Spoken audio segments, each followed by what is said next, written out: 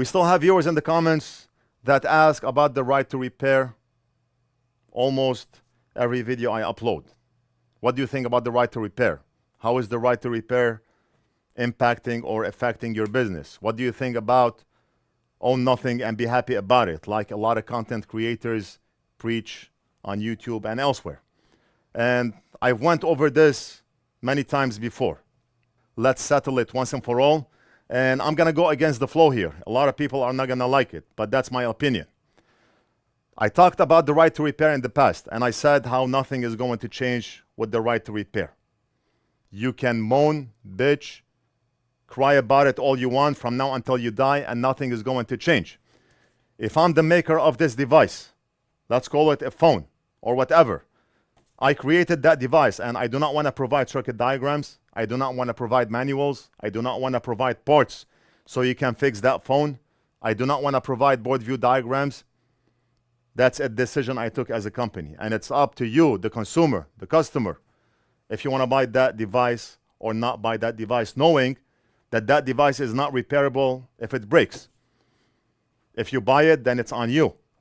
If enough people do not buy that device because of those reasons, because of the reasons that the phone is not repairable, if it breaks, then maybe that company will change strategies. Maybe they will rethink their decisions. Maybe they will start providing manuals and parts to make that phone repairable. But as long as customers are buying that device, why should they change? You break it, you buy another one. How can you force any company to provide you with circuit diagrams, board view diagrams, manuals, parts, or make their device repairable? If I'm the maker of this device, I have the option or I have the choice not to provide anything. I spent a lot of time and hours. I have a lot of engineers on hand making those diagrams, and you, at the comfort of your own chair, you want to have access to those documents. It would be nice if we can purchase those documents. As a technician like myself, it would be nice if I can go online and purchase the schematics for that laptop, and if I can purchase parts to fix that laptop. Maybe that specific part is made by that specific company for that specific laptop. I do not have access to that part from anywhere else. It would be nice if I can buy it, but if the maker of any device, they said no, there's nothing that we can do about it. We can cry all day long, all year long, or lifelong, and nothing is gonna change. What is the right to repair? For some of you who do not know, I'll summarize it in 10-15 seconds.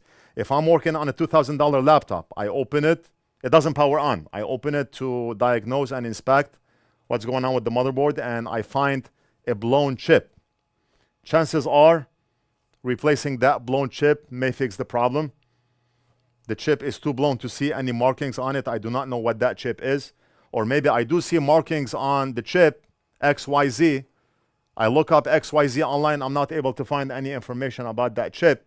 Maybe that chip is made by that company for that specific laptop and they do not sell you the parts. What happens if I do not have access to that chip? I cannot fix the laptop. I cannot fix the device. We deem it a no fix. Maybe if we have a donor board used for parts, I can extract that chip and solder it. But maybe that chip is serialized, where you cannot use a chip from another similar laptop to make that laptop work. That's what the right to repair is. It's a fight against companies to provide circuit diagrams, manuals, parts, and make their devices repairable. If a company does not want to do it, you cannot force them to do it. The fight has been going on for as long as I remember. What, 2014, 2015? What has changed in the practical world, not behind the scenes? What has changed? Are we able to have access to circuit diagrams? No. So what happens if we come to a point where nothing is fixable anymore? We do not have diagrams for anything. We do not have access to parts for anything. Everything is serialized. Everything is integrated in one chip. Life goes on. If I'm not able to do my job as a technician, I'll become a plumber. I'll become an electrician. I'll flip homes for a living. I'll become a painter. I'll become whatever. Opportunities are unlimited.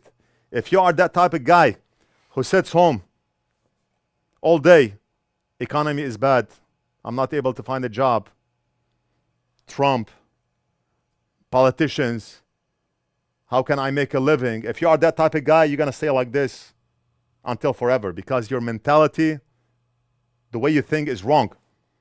If you want to make something out of your life, it doesn't matter if you are selling vegetables or you are a sanitation person picking up garbage. It does not matter. If there's a will, there's a way. You can be the best version of you doing what you like. We had customers in the past, and I did mention those customers in previous videos.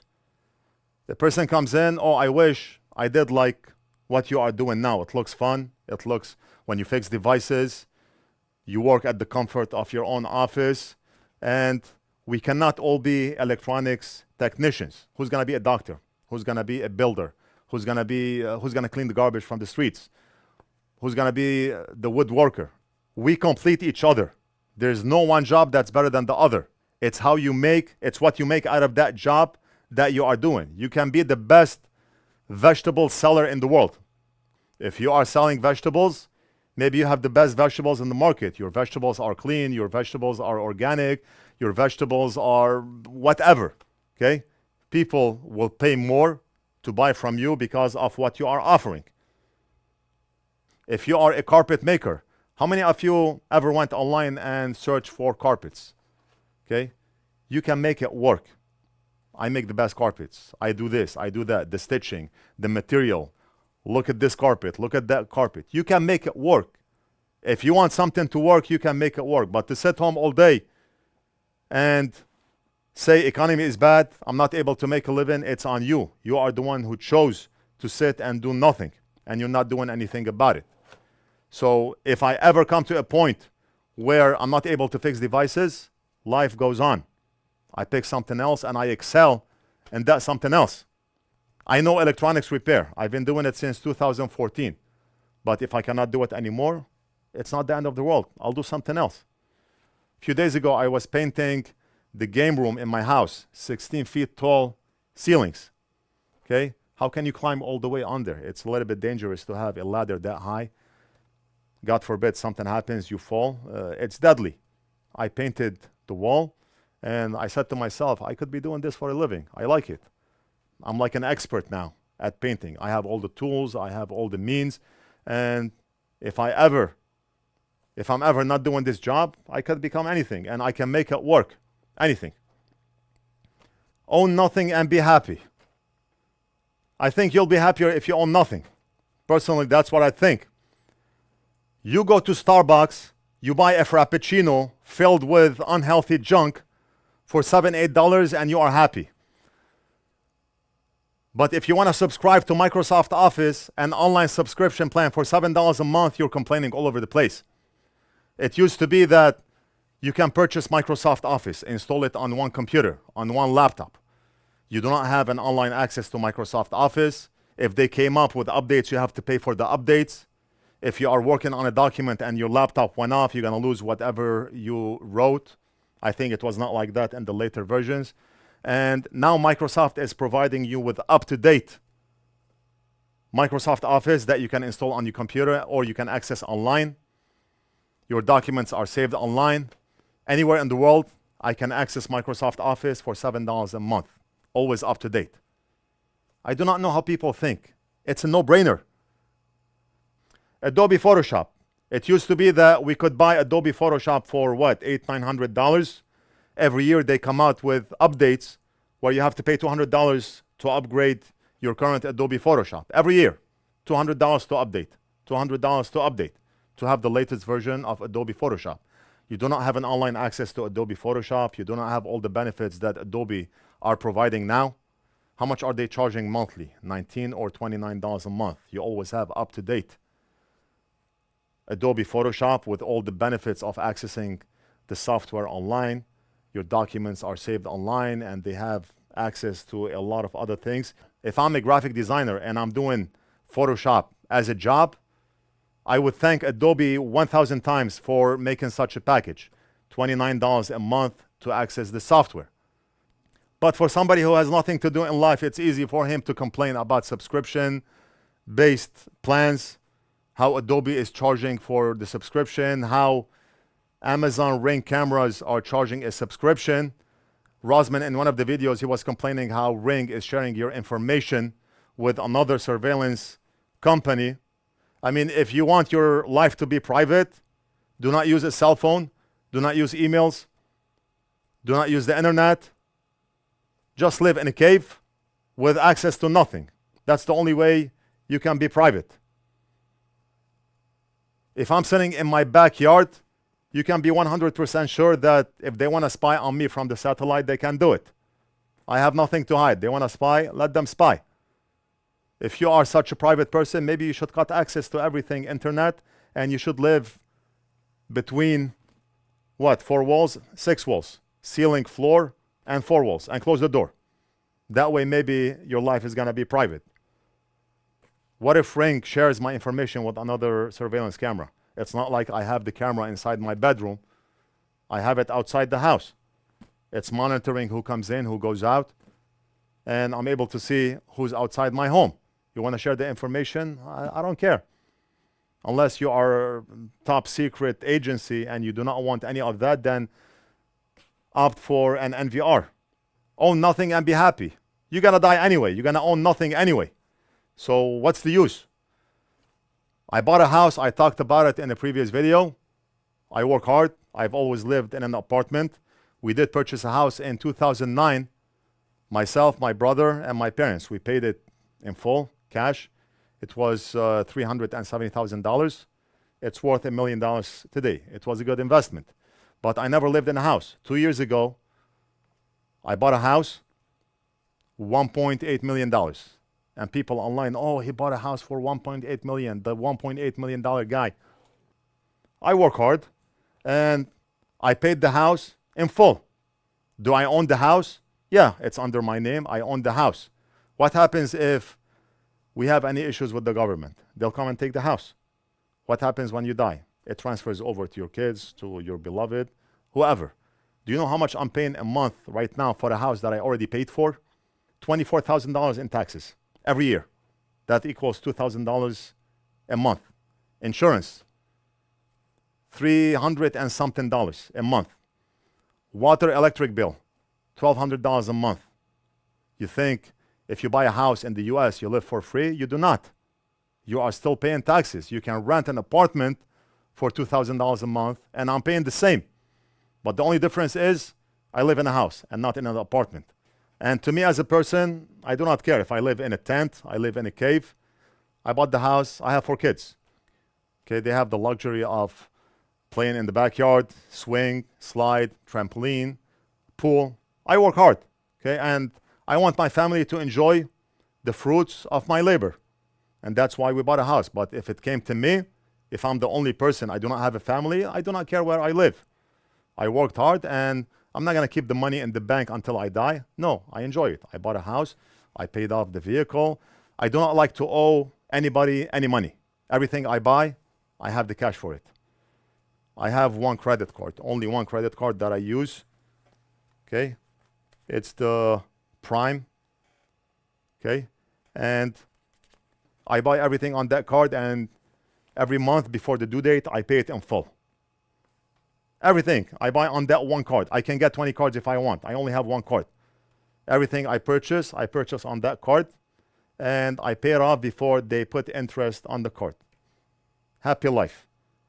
You're going to start having problems when you buy something that you cannot afford. You cannot afford this 911 Porsche. You still go and lease it. $1,200 a month. You lose your job, then what? That's where people start to have issues. Again, own nothing and be happy. If I want to buy a supercar, I want to buy, let's say, a $500,000 Ferrari. Something goes wrong with that Ferrari, and those supercars, they can fail. The door may stop opening, the convertible may stop opening. I go to the dealership, $30,000 to fix the convertible. And I start to complain. Why does it cost so much? You have to understand one thing. You have to pay to play. If you want to own such an expensive vehicle, everything else that follows is normal. If you want to change oil on that vehicle, it's $1,000. How come it's $70 for a Toyota, but it's $1,000 for a Ferrari? Because it's a Ferrari. You have to pay to play. Is it better to own that vehicle or to lease it? I don't want to own it. I lease it, $2,500 a month, $3,000 a month if I can afford it. You only get that car if you can afford it. And if it breaks, I don't care. Dealership will maintain it. After a year or two, I give it back and I get another supercar. What happens if I bought the car? If I have 10 supercars, they're gonna lose value. They're gonna break. You have to maintain them. A lot of headache. And then you do not really own them. You die and it's over. Okay? It's not yours anyway. So why own such an expensive vehicle? Just a tiny example. It may not be the perfect example, but I'm talking about owning nothing and being happy. Subscription-based services, whatever it is. If it makes my life easier, I'm happy to pay it. I have subscription-based everything. Xbox, for example. We have the ultimate plan. The kids can download any game. I do not play games. I rarely watch TV. I have subscription to Sling TV. They have all the Arabic channels. In case my in-laws came to visit, they have something to watch. Maybe they are used to watching Arabic channels and they can watch it. But to me, I don't have time to watch TV. Sometimes I sit and I play with the kids. We do not let the kids play games a lot. They have a certain time, but sometimes I sit with the kids. Okay, let's see. Let me play with you. Let's see who's going to win, me or you. Stuff like that. I have a subscription based. And how much is the ultimate plan for Xbox? $29 a month. Off Amazon, you can get it like $18 a month. And they have access to most of the games. If every time I want to buy them a game for $70, $50, $40, they're going to play that game for 2 weeks, 3 weeks, 1 month, and they're going to put the game on the side. They're never going to play that game again. With the subscription base, I do not own any of the titles, but I have access to all the titles. We downloaded FIFA Soccer yesterday. It's a $70 game. We play it, we enjoy it, everything is nice. Okay, we got tired, we download something else. Okay, I'm paying monthly, but the fee is worth it. The subscription fee is worth it. Like I said, Adobe Photoshop, Microsoft Office, Sling TV how much do I pay for Sling TV? $25 a month. I do not watch TV, but I have it. Okay? If it makes your life easier, if it makes you happy, you don't have to put upfront cost, I'm with it. The only reason I bought the house is because I wanted a place of a living for my kids, something they can enjoy. That's the only reason I bought it. But if it came to me, I do not care. If I live in a house, I live in an apartment, I live in a tent, I live in a cave, I do not really care. I bought it for the kids. So that's my thoughts on own nothing and be happy. And that's my thoughts on the right to repair. It's my opinion. You may agree or disagree. Just respect my opinion. If you have any questions, leave it down in the comments. And I hope you enjoyed the video. And I will see you again in the next one.